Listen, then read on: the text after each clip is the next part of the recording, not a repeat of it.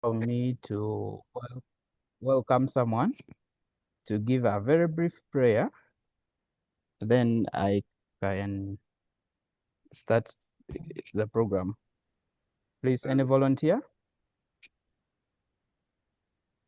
Let's pray. In the name of the Father, and of the Son, and of the Holy Spirit. Amen. Father God, we thank you for the gift of life today. We also want to thank you for the organization of this webinar. We would like to call upon your Holy Spirit to guide us through it all, so that whatever we receive from here, you'll be able to give us the wisdom to understand and translate them into our lives and in the world of academia. Bless all our presenters as speakers tonight. We ask this in the name of our Lord Jesus Christ. Amen. In the name of the Father, and of the Son, and of the Holy Spirit. Amen. Amen. Thanks so much for leading us in the prayer, though I couldn't see your name. Members, we are going to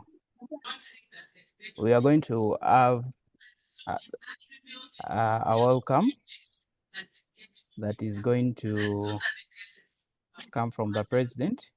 Then later we shall invite the moderator. And straight away, allow me to welcome our ULIA president, Dr. Frederick Luja. And President, allow me to request you to invite the moderator after your speech. Thank you so much.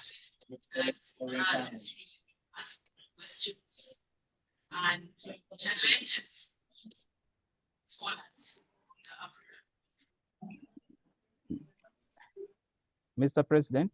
Yeah, thank you so much, Kenneth. Can I request Edward, our admin, to ensure that all those that are unmuted, he can actually mute them. Otherwise, we are going to keep getting a lot of echo in the background. While we're really interested to have this recorded and will be publicized online. So, Kenneth, kindly, you have administrative rights. Ensure that.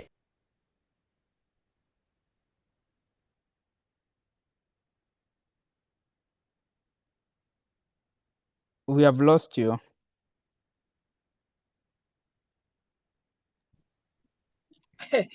Sorry, I was muted. Do you hear me now? Clear. Good. I was requesting Edward to make sure that he's able to mute all those people whose mic muted, so that we can have a good recording of this presentation for future publicity. That said, allow me to say good afternoon to you all. And I take this opportunity to welcome you to today's webinar, the first ULIA webinar. And this is the first professional talk that we have organized.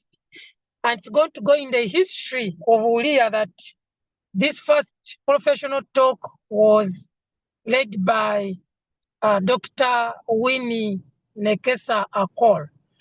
First of all, I want to thank the ULIA executive and the organizing committee for having put together this talk. I want to thank our speaker, Dr.Nekesa Winny, for having accepted to be the first person to feature in these professional talks. It's not easy doing the thing for the first time. It comes with a lot of challenges, but we thank you for being brave enough to accept to be the first speaker. I want also to thank the moderator, Gilbert, who also is our vice president. He's my vice. Gilbert, thank you very much for offering to moderate this talk. Colleagues, ULIA came up with this idea of organizing these professional talks as a window through which professionals, especially those who have acquired PhDs, those who have excelled in their profession, in their works, at their workplace, to use this platform as a way of sharing their experiences. In so doing, we help other people to learn from them, to get inspired, especially for our students, both graduate and undergraduate, they can be able to learn. But also we give them an opportunity, those that are presenting, the presenters, to disseminate their work. When you finish a PhD, sometimes we sit back and relax. We don't get that opportunity to share our work other than presenting it during defense. So we found out that this would be the best idea, the best opportunity for our PhD graduates to be able to share, not at defense where they are moderated, but here they can be able to speak freely and they can be asked usual questions of how their work can be applied in the normal environment. So, colleagues, I want to implore all those who might be interested, whether you hold a PhD or not, but you're doing something that is interesting, you would wish to share with the community, with the fraternity, to always come up so that you reach out to us. Kenneth is the coordinator of these professional talks. Reach out to him. We intend to have one professional talk every month. In a year, we intend to have 12 professional talks. But we can even have special talks depending on how people pick interest in this exercise. So members, wherever you are, if you feel like you have something exciting that you would wish to share at your place of work, it doesn't matter what you're doing, always reach out. We shall give you that opportunity. Allow me to end my opening remarks by appreciating each of you that has managed to log in this afternoon. The numbers are going high. Please remind all those in your circles to log in so that they can be part of this history. That said, kindly you can type your name in the chat so that it is recorded for future reference. Thank you so much for listening to me. Back to you, Kenneth, so that you can invite the moderator. Thank you.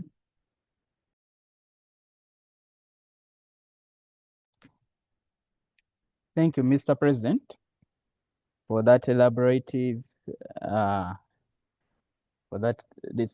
talk about our upcoming CPDs and trainings. And with further ado, I'm not going to waste much time. Allow me to invite the moderator, our AVP, who is also the University Librarian for ISBAT. Please, you're most welcome.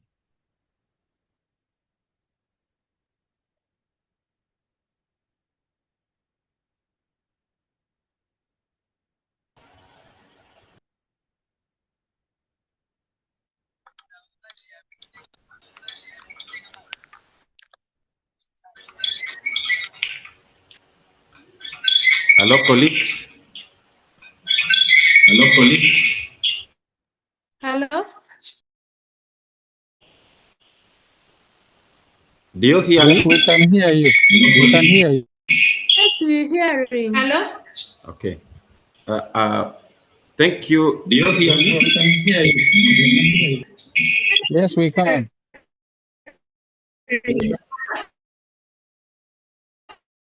I think, Gilbert, where you are, you could be having some other people who are listening. Thank you. Do you hear me? Their mics are open. Maybe you can ask them to Yes, we mute. can. We are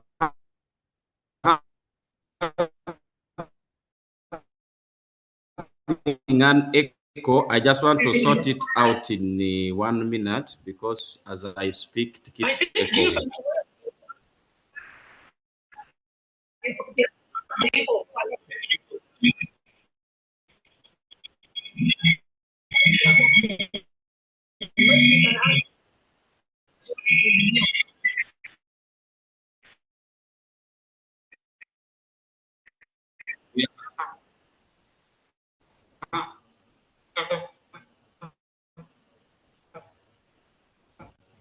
In an echo, I just want to sort it out in 1 minute because as I speak, Smelling.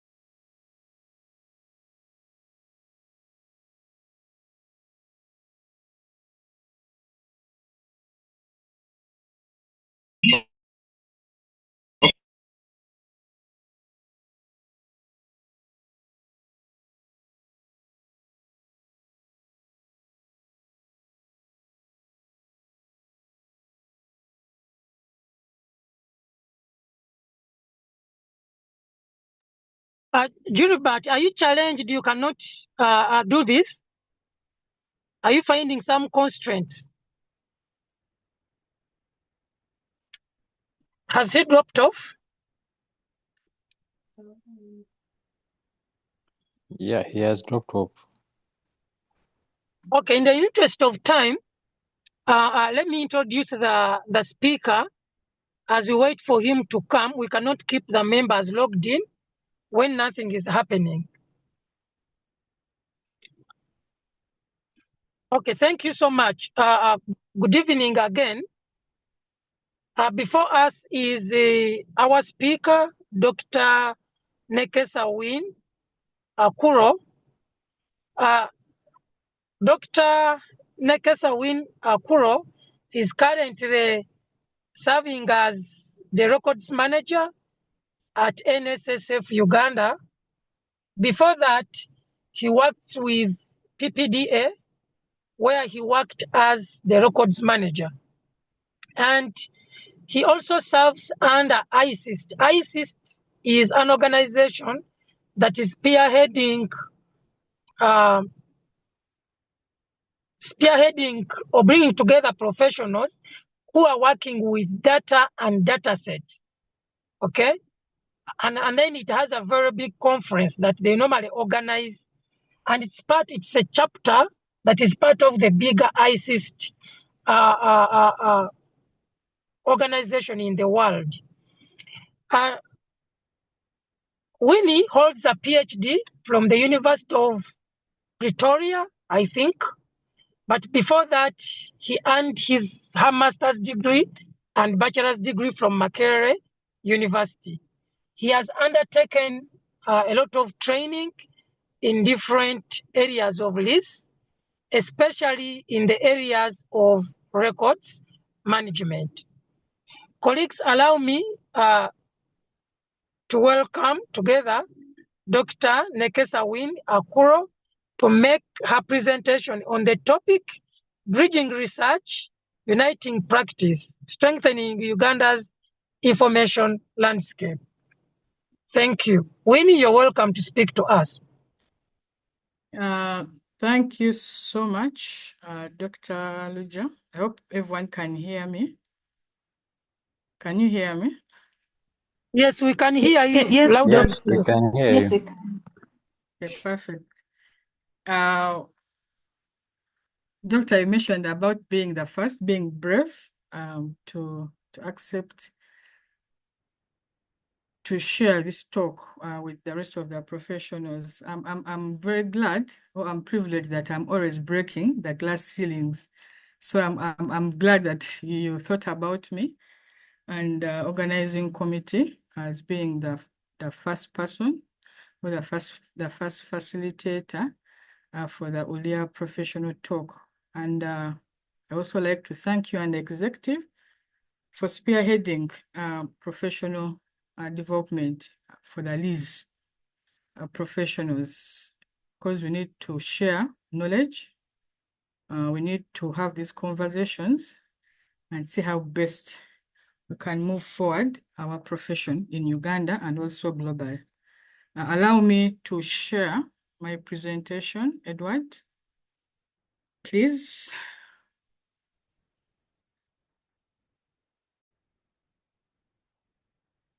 Thank you.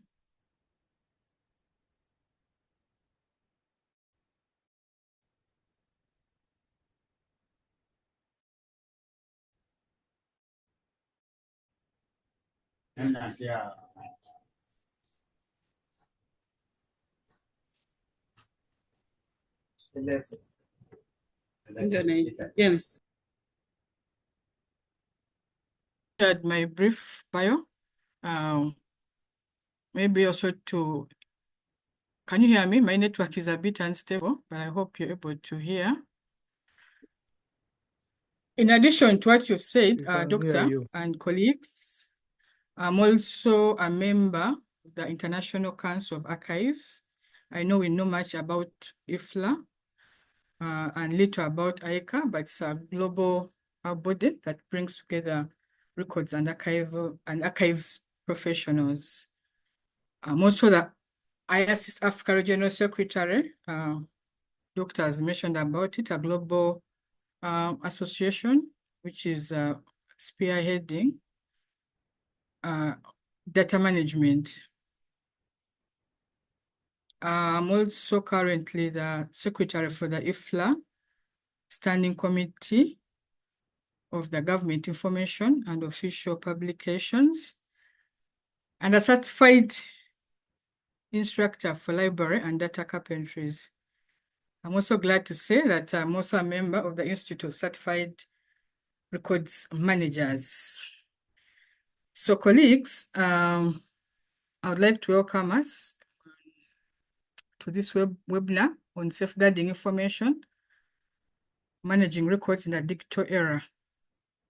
I would like to really appreciate all of you for joining me and the rest of the executive to explore as professionals how best we can effectively manage and protect records in today's evolving digital environment. ULIA's vision and mission is the vision is a Uganda where libraries are the heart of education.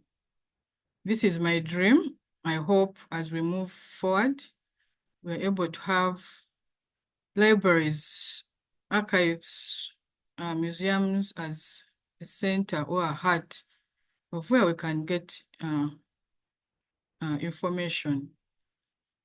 Then the mission is to unite, advocate for, and empower professionals and institutions to deliver transformative services through collaborations, education, and innovation, and ensuring access to information to all.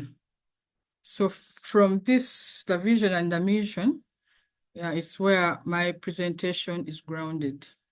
So I'm very glad that I'll be sharing with us today this presentation on safeguarding information, managing records in the digital era. My presentation will briefly look at an introduction, of course, not take it for granted, but for us to understand and appreciate what a record is, why we need to safeguard our information, and the digital transformation. This is where everyone is going. Every institution now is looking at how best they can transform from manual to digital, and the risks and core responsibilities that us as these professionals should look out for us to be part of this evolution. And of course, lastly will be the key takeaways, which I hope we shall also have a discussion or Q&A and see how best we can work together, how we can collaborate to push forward our profession. So records, I know most of you know what a record is, but just to emphasize, I thought that I needed just to point out, just to give us a reminder that as records, our records that we currently have serve as evidence of decisions and also of actions.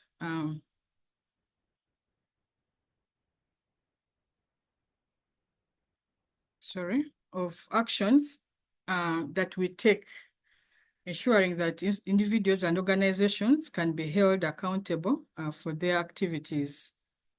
So these records help us in accountability.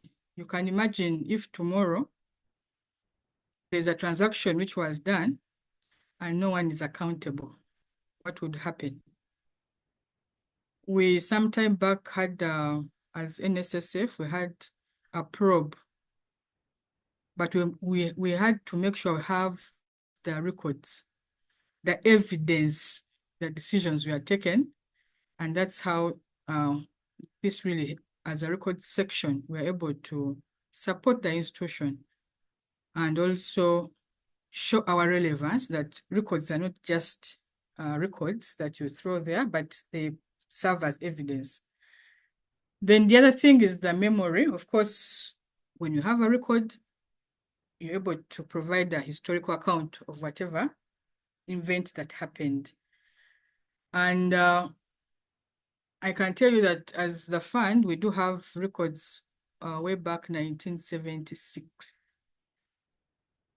So you can imagine if we didn't have those records, if we, and they really help us to share our journey, where we are from and where we are today. Then, of course, the other major one is the compliance. We require them for legal and regulatory compliance and ensuring that as institutions or organizations, we adhere to the laws and standards that are set, that our organizations, the government has put in place for us to comply with. Then, of course, we do have a number of records, depending on the organization where you work. I thought I would just briefly share about the records that we have. We do have administrative records, which I believe most of us have. Memos, we do create memos, reports, minutes, which of course help us in managing our processes and decisions.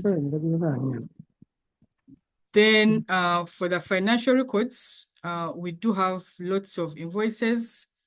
We have the receipts, bank statements, and these of course help us as an institution for financial accountability, budgeting, and audits. We do have audits that happen every year. And with these financial records, we are able to provide evidence of what we've transacted during the financial year. Then the operation records, these are more related to the daily operations. We do have the production logs, service records, which help us in tracking our performance and also efficiency. So these are just some. I know we have quite a number of records as well that you can think about, but I thought I needed to share with you some of the records that we have for us to lay the ground for our engagement today. So safeguarding our information is very important today. We need to appreciate that information is one of the organization's valuable assets. And of course, protecting these records remain available. They have to be accurate, they have to be secure, and also trustworthy when needed. So to provide a context, I really want us to, first of all, appreciate what information is about. Information basically looks at what content that we've captured in records and documents. And this information exists in a number of multiple formats. Of course, we have the paper, we have the digital, we have the audio, we have the video, email, databases, name it. So when this information gains value, then we're able to appreciate the evidence of the transactions, the decisions, and then activities that we've undertaken as institutions. When you look at today, there's a lot of information. Organizations are generating vast amounts of data every day. For the fund, I can give you an example that when I look at the records that we have, or the information we have, it may be over 30 million. So every other day, we are generating information. Look at the emails that we share, the emails that we send to our clients, the emails that we send to our sponsors, emails that we send to our stakeholders. Then, of course, most of us have social media accounts. We are communicating through social media, a number of cloud platforms as well, and electronic systems for those who have EDRMS, which I'll briefly talk about. So this really makes records management a bit complex than ever before. Then the other thing is the remote or hybrid work environments. Previously, we used to work from office. Everyone reports, works, you access a network, the office network. But today, of course, with the COVID, a number of institutions are providing remote and hybrid work environments, meaning that this information is no longer stored, or it's no longer created and stored in a single physical office.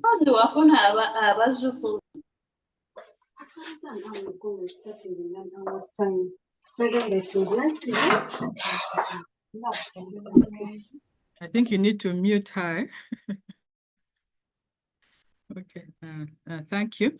So you realize that staff are now accessing, they are sharing records from different locations and also from different devices.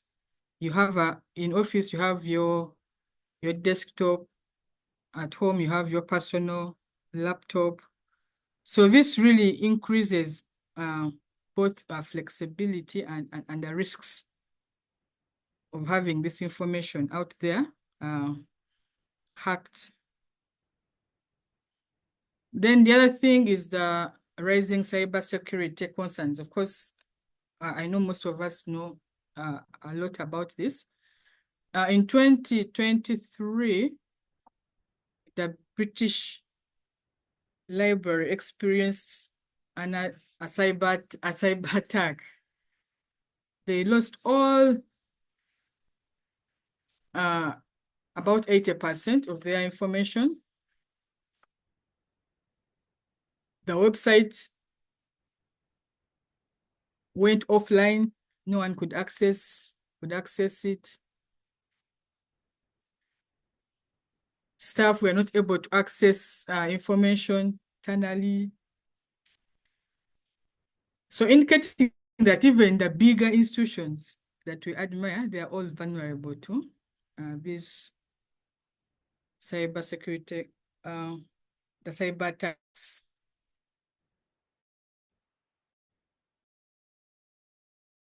Any institution can be vulnerable to these attacks. That's why it's important to safeguard our information. Then, of course, the other bit is we have a number of regulatory expectations. Government has a number of laws and policies on data protection, privacy, and of course the records compliance. So as organizations, including the fund, we are expected to demonstrate stronger control, accountability, and transparency in how our information is managed. So with these issues at hand, this now brings us to why safeguarding information really matters.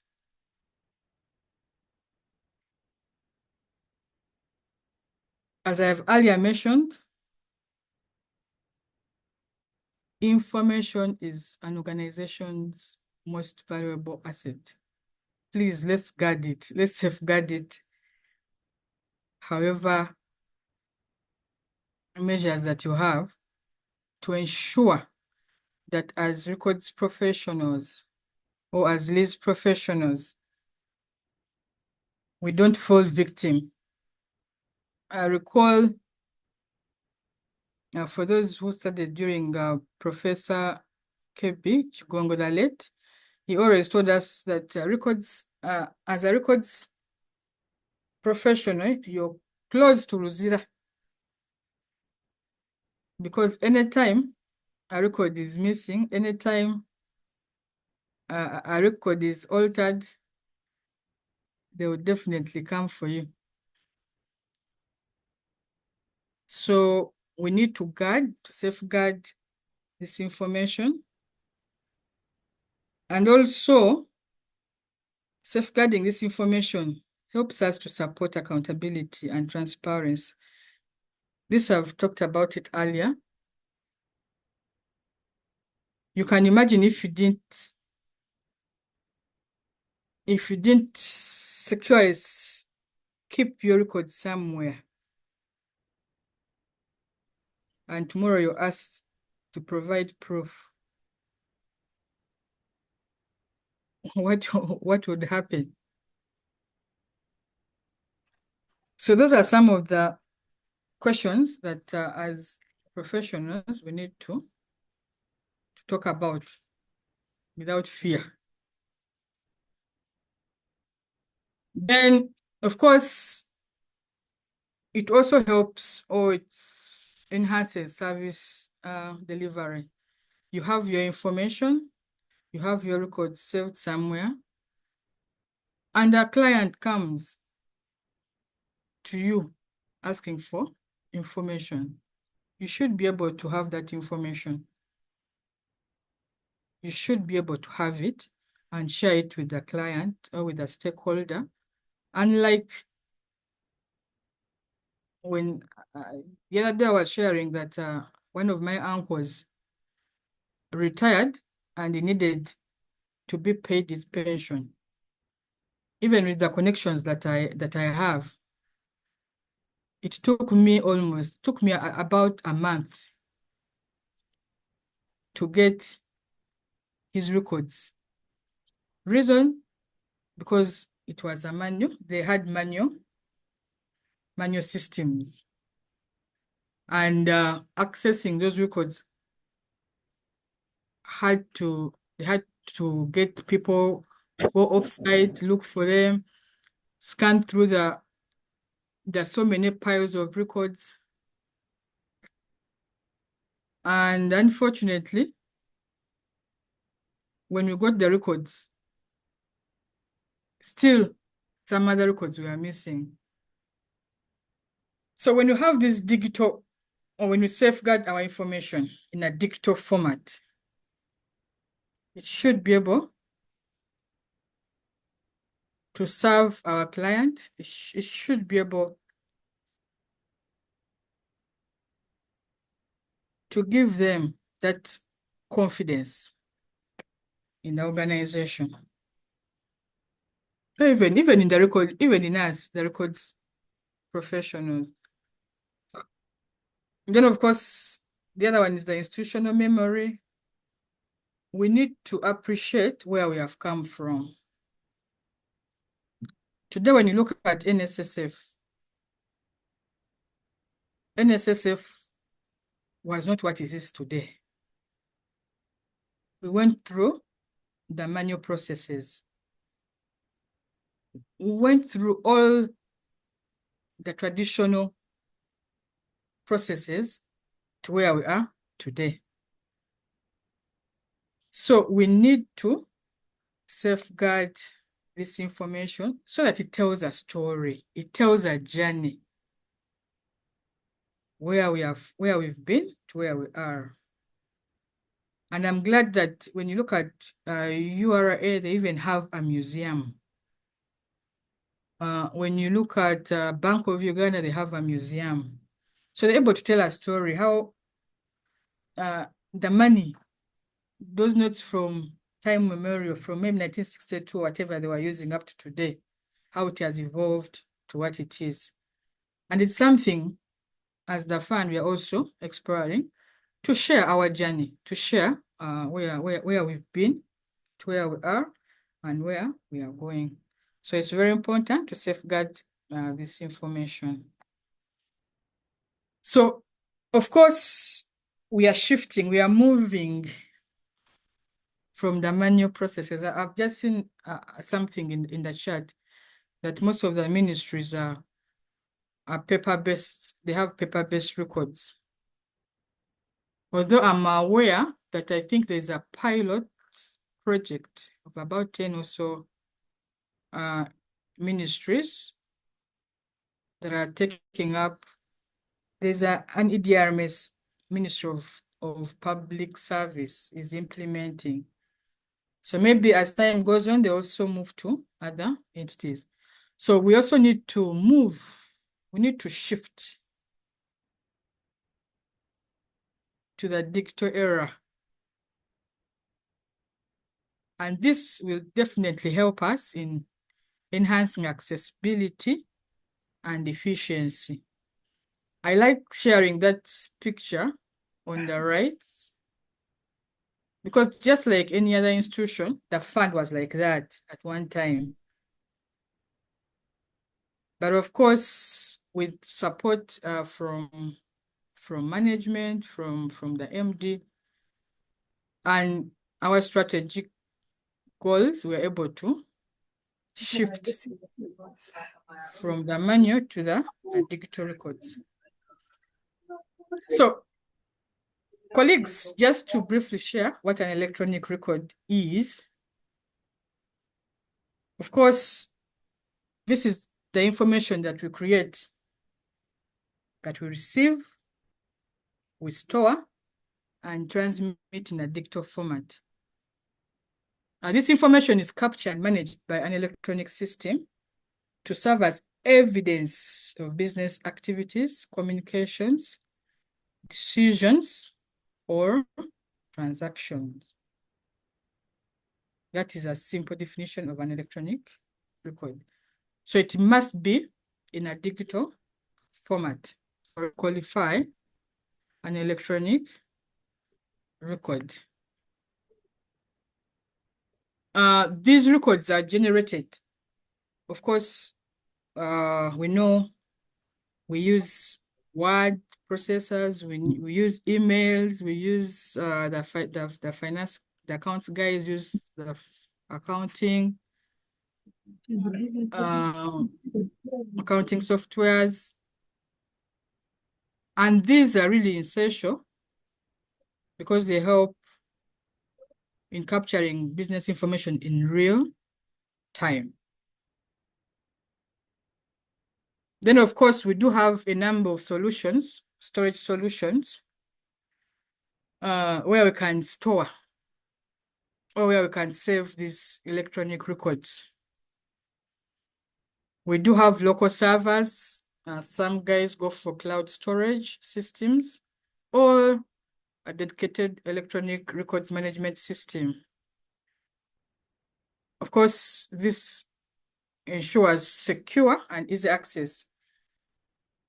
For the fund, we use ADA. ADA is a Advanced Digital Archive Electronic Document Management System. Where I was previously, we are using InfoRouter.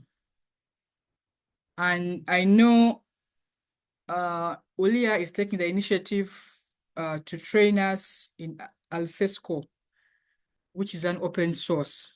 So all these are solutions that can be used in saving or in storing our electronic records. Then, of course, it's very, very important as we are processing these records to ensure that we classify them rightly, we index and provide version controls. These are very crucial because they enable quick retrieval and maintaining the integrity of records.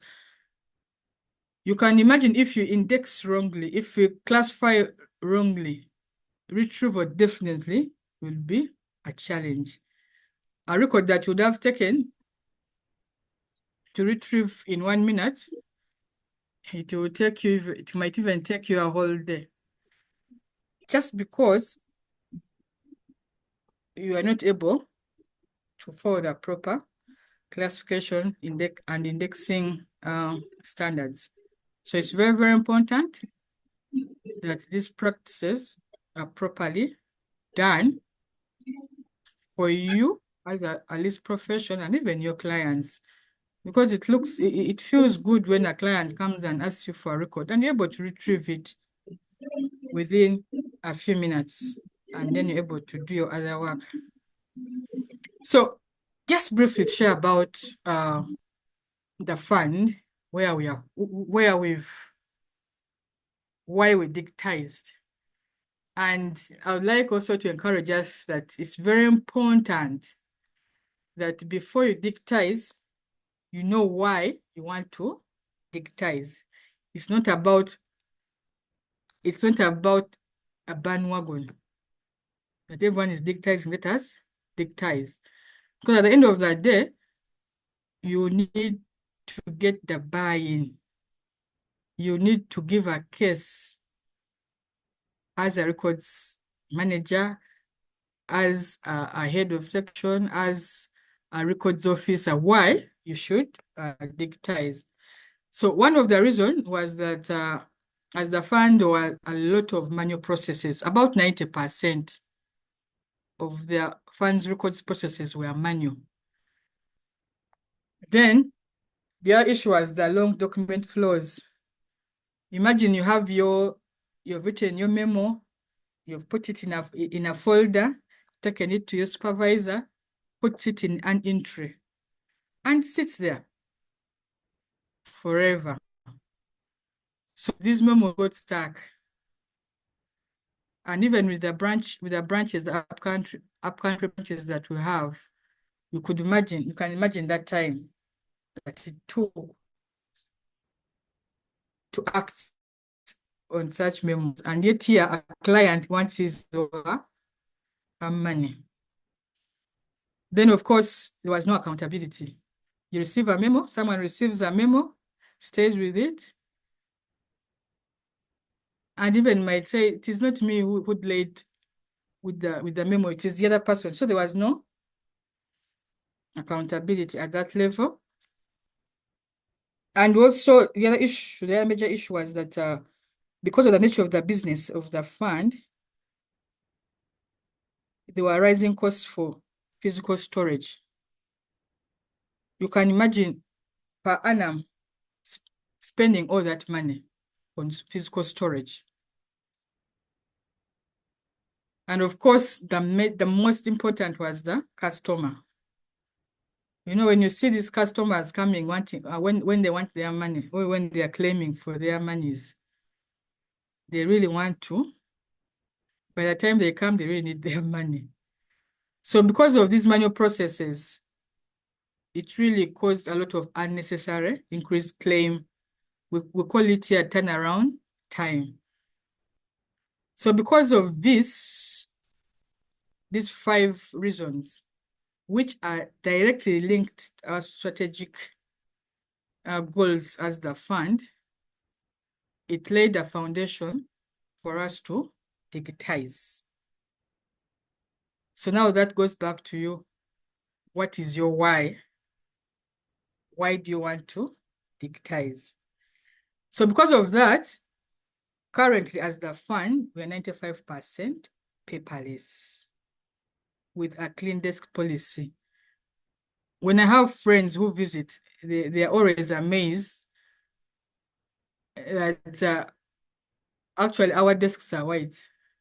You won't find paper. The only place where you find paper is the records section, the registry, because they receive correspondences and other documents. And then the other team doing the scanning, doing the indexing. But if you move upwards or if you move to other offices, you won't find any paper. Then we have an e-repository. All our records are stored electronically. Now, this provides us real-time access. If you want information, if you want to access something, you're able to access it within the shortest time possible. And of course, now that we have storage costs have also reduced because now we are paperless. We don't produce paper. Whatever we do is done within. We use our laptops, or you call it the word processor, and uploaded onto the EDRMS. So this has reduced on the costs of printing, of space,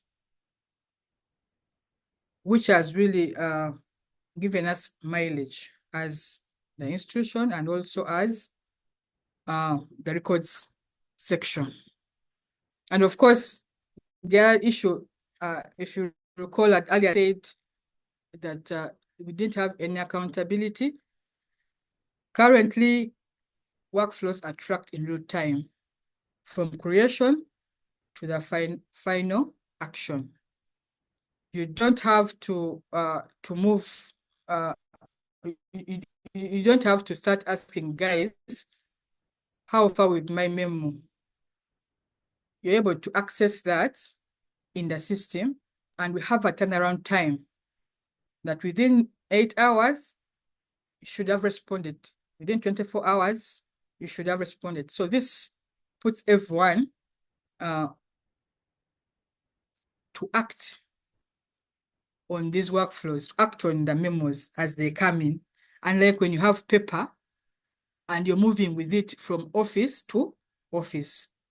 Here, everything is done in the system and you're able to follow, to track how far your workflow is. So that is briefly our digital transformation, which I thought I would share with you for you to appreciate that as we are safeguarding these records in the digital era, transformation is also giving us a number of mileage, number of leverage for us to be appreciated as the professionals. So what are the emerging risks and which core responsibilities do we need as these professionals? Currently, there's a lot of cyber security threats. Today, I think I received an email. An external email, and someone was asking for some information. Fortunately, at the fund, we do have regular trainings on how to detect such threats. Before you open, you need to look at where the email is coming from, the email address. So this has helped us, of course, to avoid the phishing, the ransomware, all those viruses that would attack our systems. Then the other thing, as professionals, we need to look out for metadata loss. I recall my previous job, I had a team which was contracted to capture information in Koha. I don't know what happened, but the system collapsed and we lost everything. We lost all the data. I recall I first had to give myself a week off to go and digest that loss. And it took me about one or 2 years to re-innovate and have the data captured. So it's very important to know that as we are safeguarding this information, as we are managing these records in the digital era, let us be conscious of the metadata. Have we saved? Is there a backup somewhere?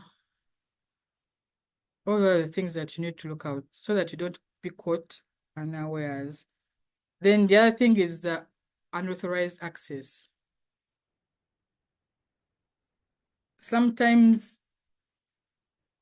if you don't define the roles matrix or rather role-based access matrix, then you find challenges because you realize that if Winnie wants to have access to a record, she can go to the system. But if you put in place access rights, for example, you know that Winnie is only supposed to access records of this department. Angela is supposed to access records of this department so that we don't allow unauthorized access, which even which brings out the issue of leaking. You know, someone has access to the records and leaks them out, which is not the case with the fund. At least I'm not sure whether you've had any information leaking, because there are serious measures, security measures that have been put in place to avoid that. Then, of course, the other issue, version control. A document is version 1 or version 2. Then somehow along the way, someone maybe acts on it, and then you put version 1. Then maybe you want to act on it. Instead, you get version 2. So it's very important professionals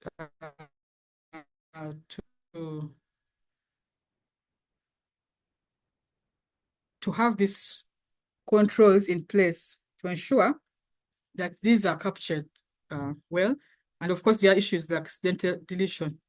Sometimes if your system gives or provides the opportunity to delete, someone can enter something and accidentally delete it. The system we have, there's no provision for deletion at the fund. So it is very difficult. It is actually impossible to delete something from the system. Then, of course, the obsolescence. Today, our system have version 8 point something. Previously, we had 7.6. So there's updates, upgrades that come on. If you want to migrate the metadata from one system to another system, is it able to accept it? Is it able to follow those structures? We currently have a situation where we have this data, we want to migrate it to our EDRMS, but the structure is different. So we are taking a lot of time to see how best we can structure it to get to be migrated to the EDRMs. So those are things that as professionals we need to look out. And these are lessons that we've learned in that now the systems that are being innovated, we are able to also give our opinion what we want. Because at the end of the day, our system that we have is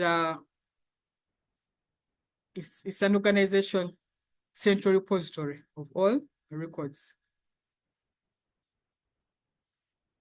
Then our responsibilities as list professionals, we need to learn how to classify and organize. I know we are taught, the university, our lecturers taught us, but as professionals, we need to go ahead and try to learn some of the things, especially when it comes to electronic records management. You need to take a step further. You need to initiate, to be innovative, so that you're able to learn, because school won't teach you everything. Then, of course, access and security management. This is very important. Access and security management is not basically, it is not an IT thing alone, IT management, but also as professionals, we should be able to guide them on who should access what, because we have the policies, we have the manuals, the records management manuals. So we should be able to guide them on who should access what. So work together as a team. Then compliance monitoring, ensure that you're able to monitor your records. Are they following the right procedures? Are they following the right laws? You should be able to do that as a profession. And the other one is the preservation. Everyone is talking about digital preservation.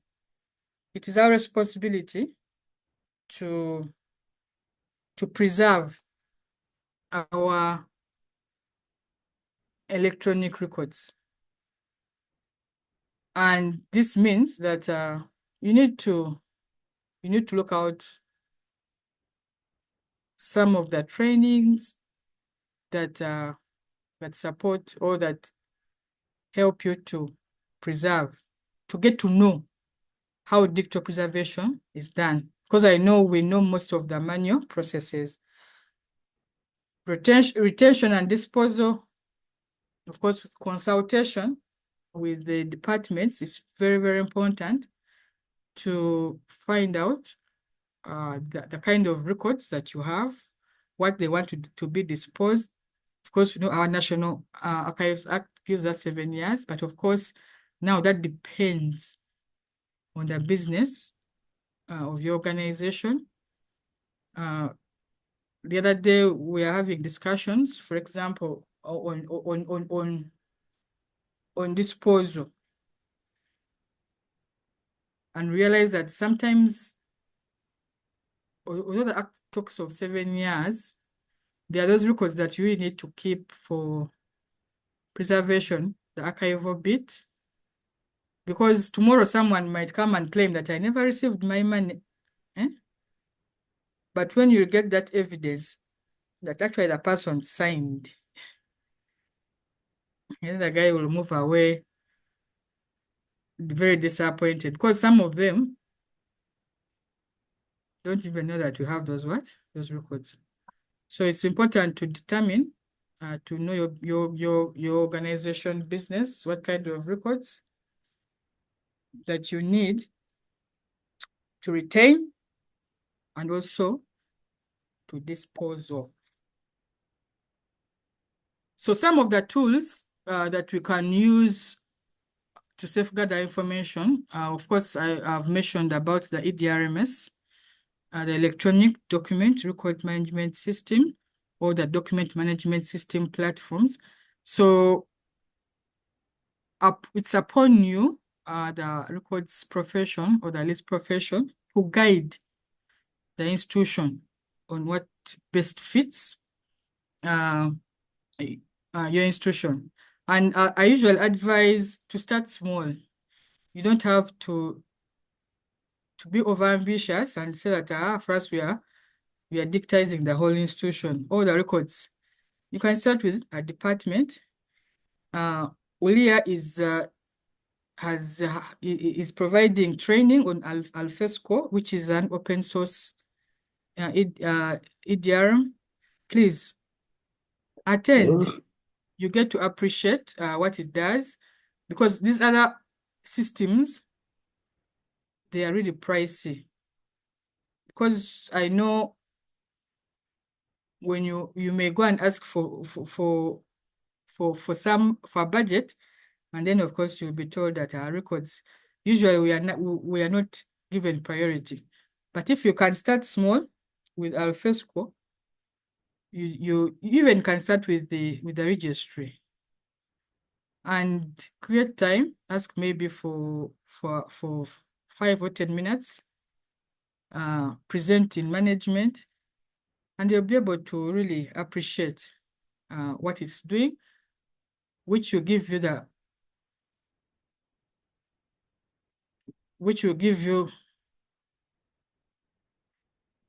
which will give you the privilege or leverage for you to further your initiatives. Don't just sit there and say, for us records, no one minds about us. Let me just give my paper. But as records professionals, we need to speak up. We need to innovate. We need to show our relevance so that our institutions appreciate our value. Then, of course, we have the repositories. At the fund, we have we call it the central repository, where all our records are kept. And this, we have backup servers. So you can opt to have cloud, depending, I want to emphasize depending, because for us, the fund, we're dealing with clients' information or clients, and you know what will happen. So yeah, I think it's backup. I have to really emphasize this. We need to have backup and disaster recovery systems. It be offsite, excuse me. It can be offsite, so that even if at the headquarters, the system gets corrupted, there is always a backup and a disaster recovery system. We do have about 6 at the fund offsite. So after quarter, they test, they switch on one, they switch on the one at the headquarters to see whether we're able to get this other information from the offsite backups. Then encryption and authentication tools. It's very important to ensure that access to this information is restricted. I'll also share another initiative that we have at our fund, that you can't sign into a system without getting authentication from another system. For example, if I want to access, if I want to change my password on the laptop, I need to get authentication from the phone to indicate that actually I'm the real person. So you need to have those authentication tools that enable you ensure that whoever is accessing the information is actually the right person to access it. Then AI, everyone is talking about AI. So we need, as professionals, to expose ourselves to AI. AI is here to stay. initially, as I was fighting myself not to get it, not to use any AI tool. But as time went on, I realized that I need to what? I need to use it. And at the fund, we are also planning to introduce an AI module in our EDRMS. And of course, now that requires me as the records manager to learn, to get to know how this AI works, and even my colleagues, so that by the time we implement it, the conversations we shall have with the AIT will be on an informed point of view, So this AI, we are envisioning that to help us in classification and also streamline most of these other processes like the indexing, which are more of manual. So we are looking at how best we can utilize it and also help us to what? To continue. Okay. So the security measures we have, I'm going to be a bit fast.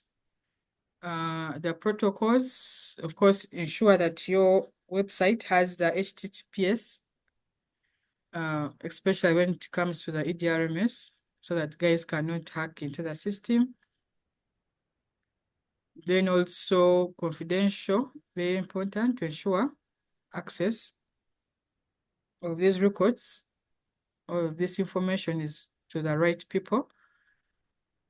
Then document signing, it's also very important. Secure these electronic signatures, which are tied to user profiles.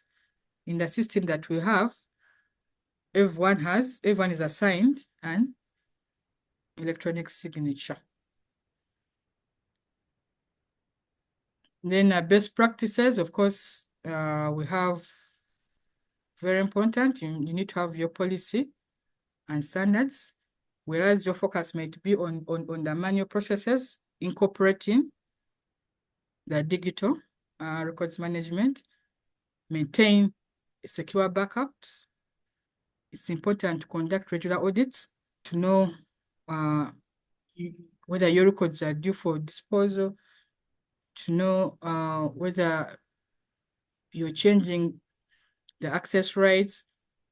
It's very important. Then, of course, the other issue is applying conversions and metadata standards and limiting access based on the roles.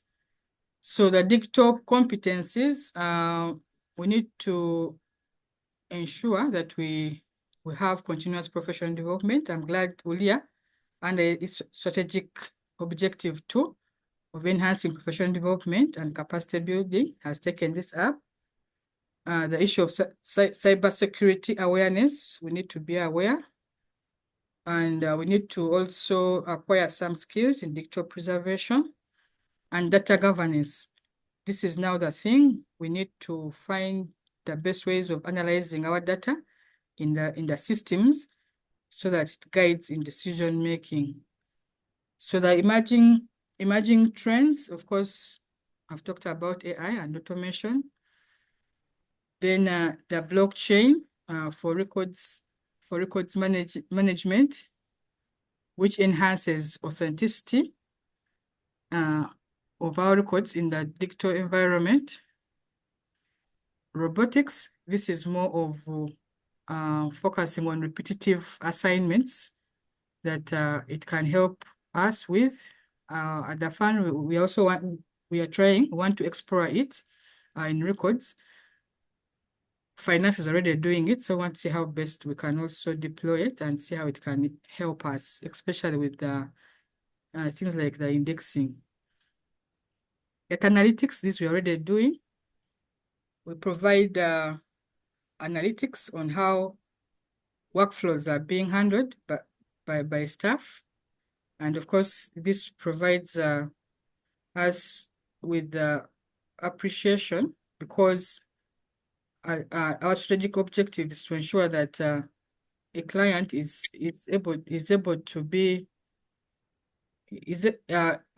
claim is handled within 1 day.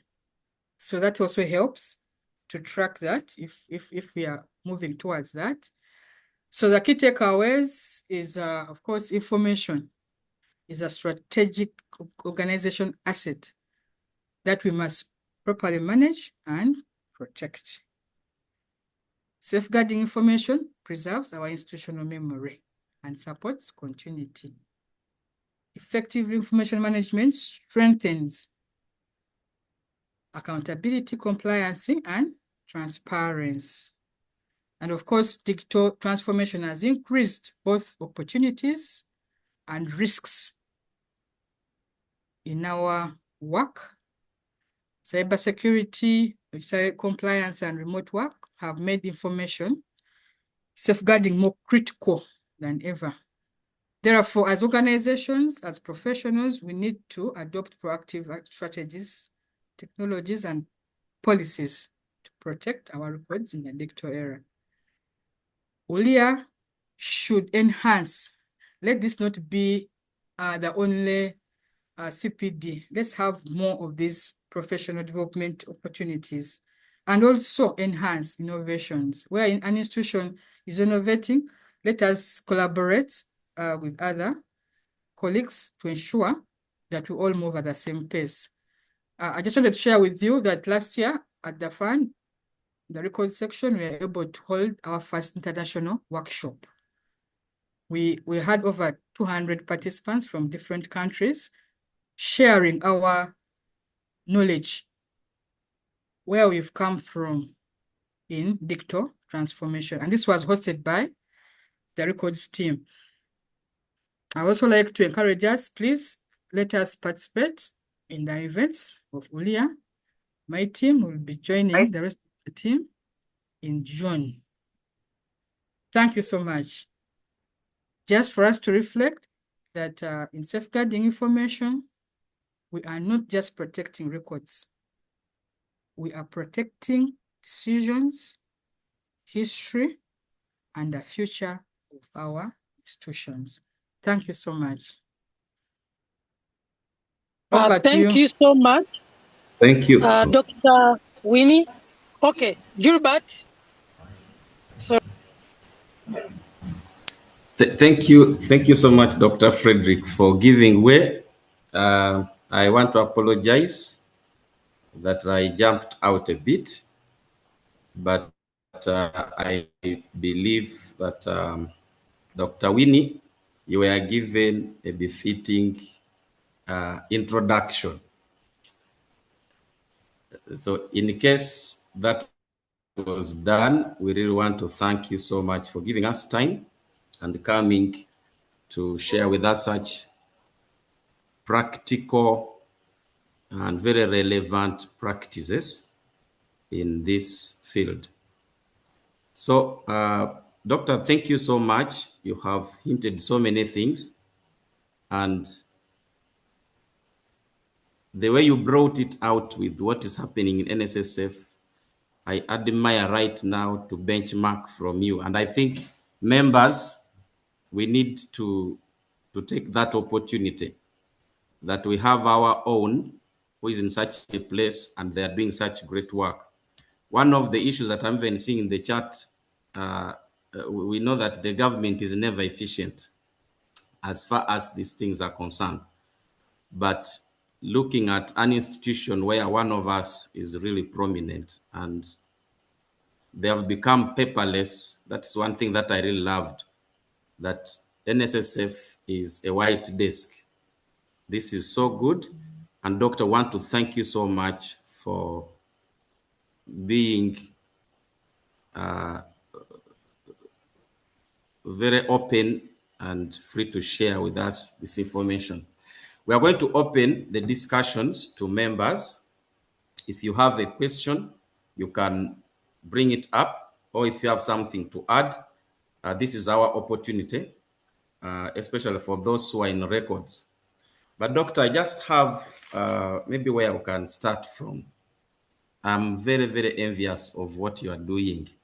And I liked the point where you said many times people look at us and they despise what we do. They are asking, what What are you as records managers? And sometimes even it comes librarians. What are your bookkeepers? This perception. And you brought out the issue of us. It's not to you to accept the description of what is given to you, but you have to come up and you show your relevance. No one will give you relevancy just because you hold a degree and that office. So you did it so well for me. And I want to ask you just to share with us. It seems you have done so much, and maybe many members here, somebody might have a counter argument in them saying, after all, it's NSSF. Look at the money they have. Maybe that's why they are able to do this. I know you have hinted here and there on some of the things, but issues of funds, please, Patrick, could you mute? Issues of funds are always at the forefront of compromises. We decide to do maybe the paper, the physical paper, or else if we even try to do the digital, then we do it mediocre. You don't put in a lot of money. So I wanted you to just highlight more on this issue. How can this be done at a low cost effective approach, so that we are able to do the transformation to digitization of our records? After that, Doctor, we shall open the floor for other members to give their contribution. Thank you, Gilbert, for the question, and also for appreciating the presentation. I know that question always comes up, that NSSF what has money. So really, we what? But I would like to share that NSSF is not the first place where I've worked. I've been in UBOS. I worked in UBOS. I worked in PPDA. And I would like to tell you that when I was at UBOS, for example, me and my team were able to innovate. You see, Koha is basically used for libraries. But with the initiative ULIA at that time, we're able to get low cost for installation of Koha and used it as a records management system as well, without more funding. Then at PPDA, there is a system called InfoRouter. It's also a low cost system, but it's able to do most of the processes minus the workflow. I've also emphasized the Alfresco. It's an open source, and I know Dr. Luja is really, I think it's what they are using at Wustema. So you can't say because NSSF is using, because the system that we are using is pricey, it's very expensive. And I really like to share other systems that we can adopt. Recently, I had an opportunity of facilitating at one of the conferences, one of the workshops, University of Lesotho. A very simple digitization process. Having a phone, a very nice phone which can take good pictures. Getting, for example, Alfresco system, capturing those records. The issue is starting small. Don't start big. That's where the challenge we have. That I want to digitize, but start with the registry. And I believe with that, you'll be able to move a mileage. You move step by step. And we're also there to support. Personally, I'm also a consultant. I do help. I do support institutions both locally and globally. So we are here as professionals to support each other. Benchmarking, you're most welcome. Just write to the MD, Main Director of NSSF. Data will be routed to us, and then we shall organize a number of initiatives that we are doing as the record section. Thank you. I hope I've answered your question. Yes, Doctor. Thank you so much. Members, the floor is now open, and just to emphasize, you can actually do this without catching up on the issues of costs. And even maybe how to penetrate this in your institutions. I think you hint on something so important, Doctor, that we should collaborate. If you are open for us to benchmark, you're also open to do consultancy. That gives you more leverage. For example, the consultancy issue that when you talk, people get to understand and respect, but also being open that maybe somebody can benchmark. I want to extend it that if maybe an institution wants to start and you are finding that things are not easy to convince management and all this, and you don't have maybe the capacity, I think doctors hinted on a number of people. There's Dr. Luja who are practicing and training on some things. Now Dr. Winny here is doing this. I think if there's that openness for somebody to call you, and then you come to that institution so that you are able to support the cause. Then maybe Gilbert, we also have a conference. We have another conference, international conference that is coming up this year. We are yet to decide the dates.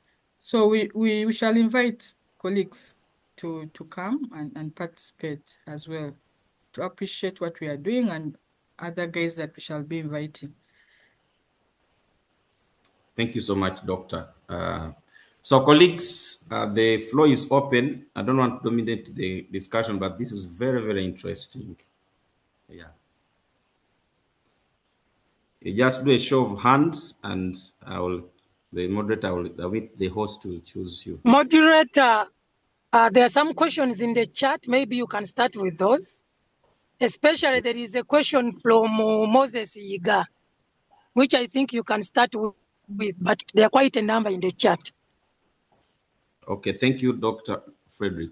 Okay, there is a question here from Moses Iga. He says, automation and digitization of records presumes that the day-to-day organization duties, i.e. daily operations, are automated. Digitization alone is not the end, but the start of automation of records. But this must be preceded by automation of operations and the services of the parent organization. Doctor, do you have a take on that? Yeah, I agree. The challenge that I had, that of course, that it's about the time. There's so much that we can share, especially with the records management, digitization, and automation, and even AI. But because of the time and also the nature of the topic that I was supposed to present, I had to limit my presentation. But those are things that if I'm invited again, we'll be able to focus on automation in records management. But thank you, Moses, for that observation. Okay, Moses has another comment that most organizations and ministries in Uganda largely still manual or i.e. paper-based records. In this ICT era, with the event of social media and advances in IT, operation records must be generated through automated systems or platforms. I think it's giving a comment. Let me look around for if there's any more. Wow. Moses, are you around? Your contributions are very good. You could speak out.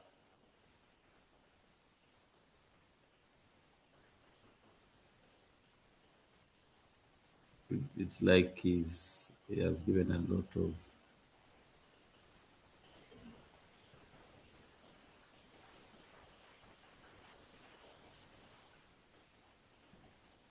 Okay. So there's a question here by Peter. What is the biggest gap you see between policy and practices when managing digital records at NSSF? Here from, okay, is giving from Fixed Station Limited. Yeah, Peter, thanks for your question. We are privileged that we have the support of management to implement what is in our policy and even innovate. Because I will tell you that we are talking of digital transformation, but we have another initiative, data management, which will be for another day, and AI. So we don't have gaps at the moment between the policy and practice. Okay. Okay, our time is fast spent. I think we should be ending. Is that true? And I know there are members who haven't left.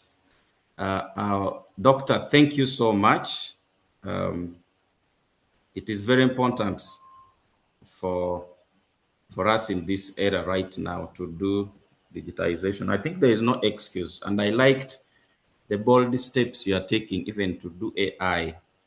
When you talked about AI, I got scared because they look at the media right now. There are so many songs that you cannot differentiate whether this is a human being, the real singer, or the thing. So a lot of impersonations and all these are going to come. You'll find a customer is sent something so almost authentic that you can think it is from NSSF. So I think this is, but as we shy off from it, it becomes stronger that if you are not involving it and learning how to do it, then you are becoming weaker. So I like the fact that you're accepting to take it on, and you work towards even doing this.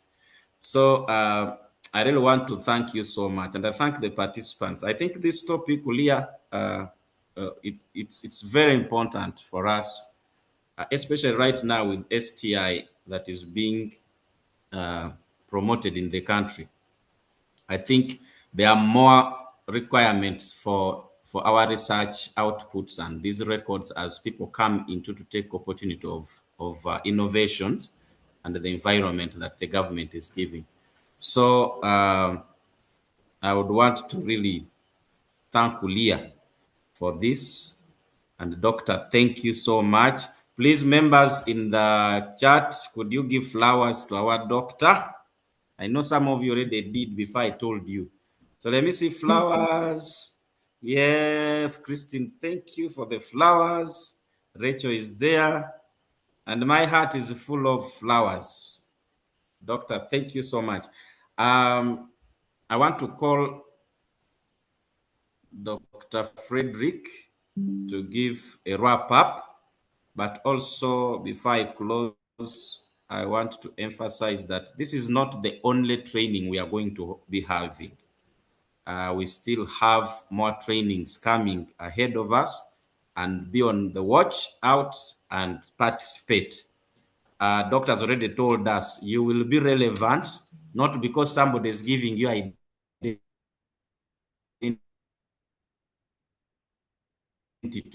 In this era right now, we identity, and these professional developments are the ones that are going to give us this opportunity. Somebody has a hand up. I want to give you that before we close. Edison.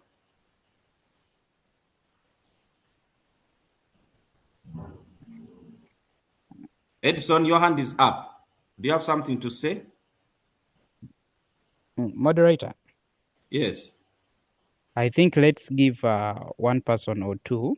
I'm seeing Geraldine was saying that she had something to talk to doctor, but she wasn't given the opportunity. At least we give 1 or 2 people, just then we close. But I've just called for people. I opened the floor and I was talking alone. So yes, let's open because our time is gone. Who is up? I can see. Good evening, everyone.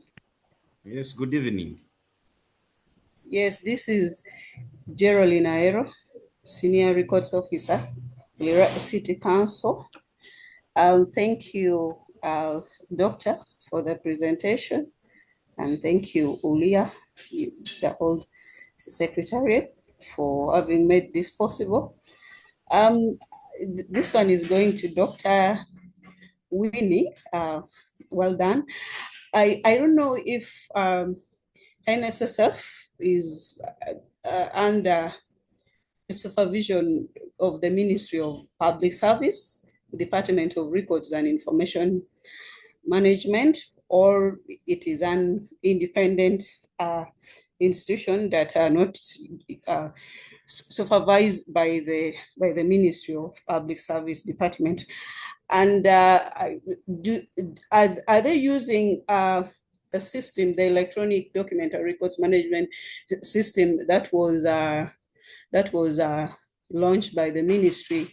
Was it in late 2024, or they're using a different system to automate their records system? Are they using the ones introduced by the ministry, or they're using a different system, a different electronic document and records management system, or the one of the ministry? And then also I wanted her to also talk about the ICT infrastructures that are needed to help us automate the registry system, the type of the scanners that are good, the type of computers, laptops, the requirements that are needed for us to have the digital the records management system running. Because ministry last time, late last year, that was in 2025, did their site readiness assessment in most of the local government institution, and found that most local governments don't have the ICT infrastructure that could help them to come and onboard most of the local governments on the electronic document and records management system. So I thought Doctor would also guide us on the specifications of the ICT infrastructure that is good for the digitization. I submit. Thank you. Thank you so much, Jorin. Is there another question so that we pick it once? No, not for now. Thank you. Okay, I mean from the floor. Any other person who has a question, because we are running short of time.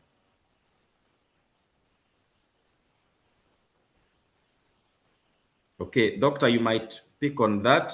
Are you autonomous or you are under the Ministry of Public Service? and that really speaks to the freedom of how you are able to practice what you want. Even for us in the universities, there's certain things you want to do, you find your small department cannot do. There are so many protocols to do that. And then she's also asking on your guidance on basic infrastructure. Somebody to pick up. Just hint on it briefly. I know we can have more time, maybe for the second or other sessions, and you can speak more on this. Okay. Thank you so much, Joel, for your questions. NSSF is supervised by Ministry of Gender, Labor and Social Development, and Ministry of Finance, Planning and Economic Development.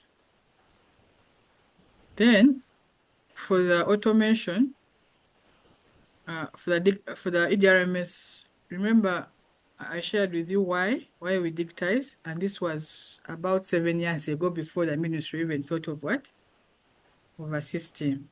So the system we have is not the same as the one of the Ministry of Public Service.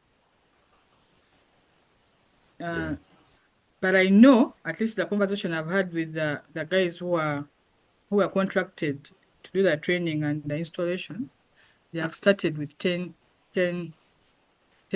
ministries. Is it ministries? So they are piloting first. And then, of course, it will be a system that will be implemented in all government ministries. For the ICT requirements, I beg, this is, I beg if you have time, you could consult me, or I kindly request the ULIA executive to organize another webinar on how automation of records is done.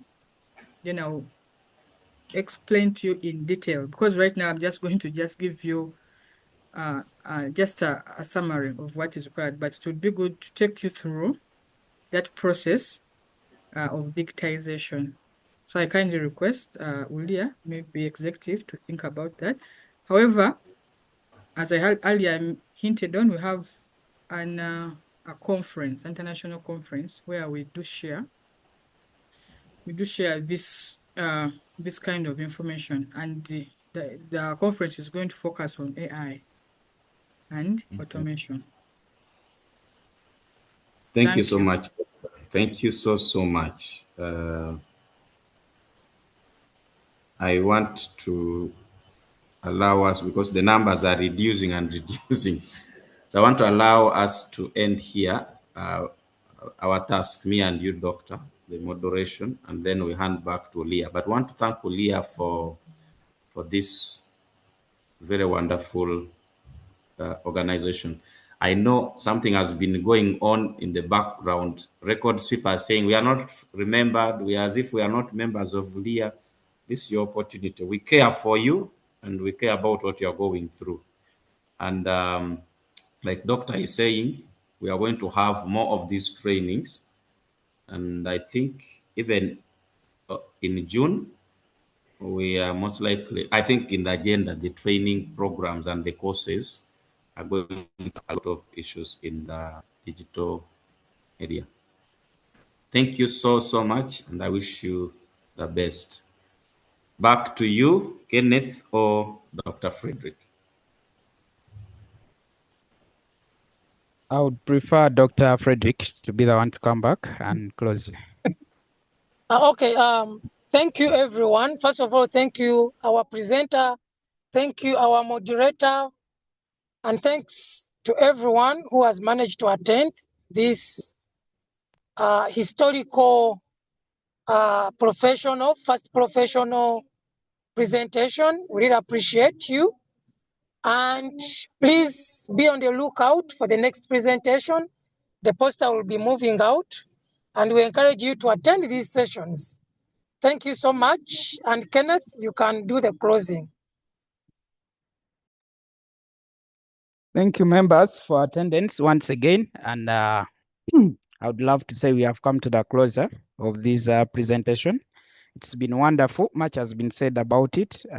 For any further information, we are there to support you, to arrange other trainings, and also we invite you to attend our CPDs, as it will be more helpful. So many questions will be answered. And with the further ado, allow me say we have come to the closer, and bye, everyone. Anything Kenneth, else? Before you close, sorry to cut you. I think this will be, is this, if it's recorded, is it going to be shared to members? This will be edited and will be uploaded on the website, and the link will be shared with all the members. We would love that so much. Then the other thing that I wanted to say, I don't know, I invited the director of Rwanda Archives and Library Authority to to attend. I don't know whether he has been able to make it, but in case they have made it, we love you and thank you so much for carrying the librarianship and archive profession in your country. Thank you so much. Members, bye. Meet you again on the 22nd. We have AI training that will be presented by Dr. Sarah. Bye for now.